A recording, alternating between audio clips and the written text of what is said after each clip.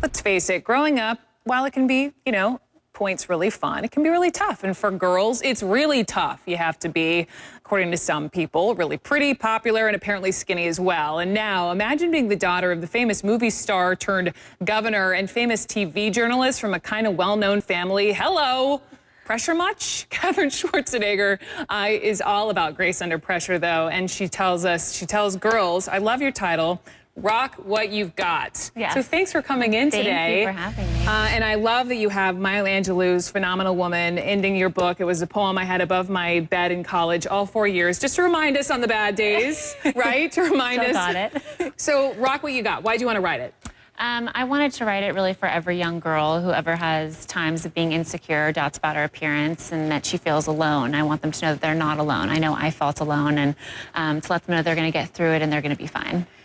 So, as I mentioned, growing up with your dad was the Terminator, and I'm sure you've been asked that a bazillion trillion times, and then the governor, and I read you say he still works out twice a day? Yeah, he does. He has a routine going, so he wakes up in the morning, does it, and then when he gets home from work. And your mom, and gorgeous, my mom, famous journalist, and then you had to be, the first kid. I mean, was there pressure? There had to be some. I mean, I don't really think there was any extra added pressure. I think that there's a huge amount of pressure on young women in general today in America, to be really thin and to be beautiful and look like you just walked off a runway every single day of your life in order to be considered beautiful. But my parents really had me and my siblings have very sheltered childhoods. We weren't out in the public eye and, doing anything like that. So we had a very normal upbringing. But we all have our little moments, our tougher moments than others, right? When we go and find our moms. Yes. And I love how you talked about, just maybe because I could relate, maybe it was 7th grade when you were changing and you had to put on your PE gym uniforms, which are really hot.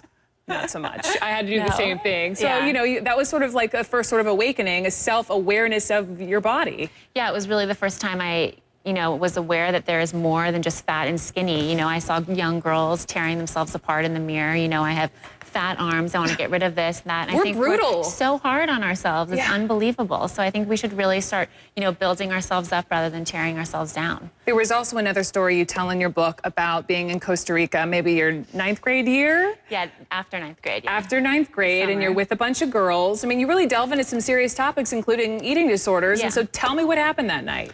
Well, we had a girl on our trip who was previously bulimic, and she wanted to kind of show us after eating this huge feast one night in Costa Rica how to throw up. And, my best friend and I were on the trip, and we're like, this is not for us at all. We can't do this. Yeah, but it really shows how much pressure girls are under to be so thin and not be themselves or embrace their curves or their womanly features. So, I think that was an example for me that I felt, but I think girls really, can get into much more serious issues than just having a friend show them how to do something. Speaking of embracing your curves, I think one of the other parts of the book is it's not just for young women, it's for parents too. And you have all these sections you say for moms only.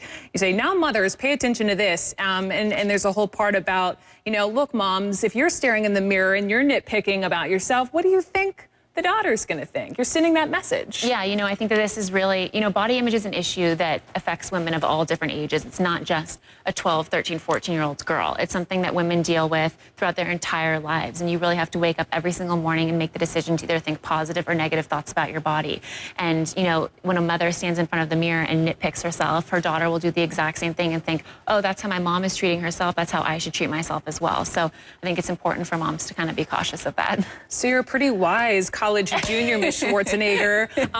Talk to me about how you sort of finally became comfortable in your own skin in college, and do you still have those moments? I know I do, where you kind of think, oh, it's not a pretty day. Yeah, no, I definitely have times like that. I think every woman in the world wakes up sometimes and feels not so great about her body or has felt better in the past. But I really try to, reiterate to myself the good things that I love about my body and my life. And it wasn't really until college that I reflected on my high school experience and really realized how much time I had wasted on constantly trying to fit into this cookie cutter cutout that the media puts out there for women to look like. And I really realized it's so important to embrace my curves, to embrace my features, and know that everyone has a different body, so stop comparing ourselves. Amen, sister. Thank you so much. I appreciate it. Happy Thanksgiving. Thank you, you too. And still to come, it is the debate everyone is talking about. Pat downs at the airports. You may have to deal with this headed to LA. Missy, invasive or necessary? You will hear from one flight attendant who was asked to remove her prosthetic breast. That is next.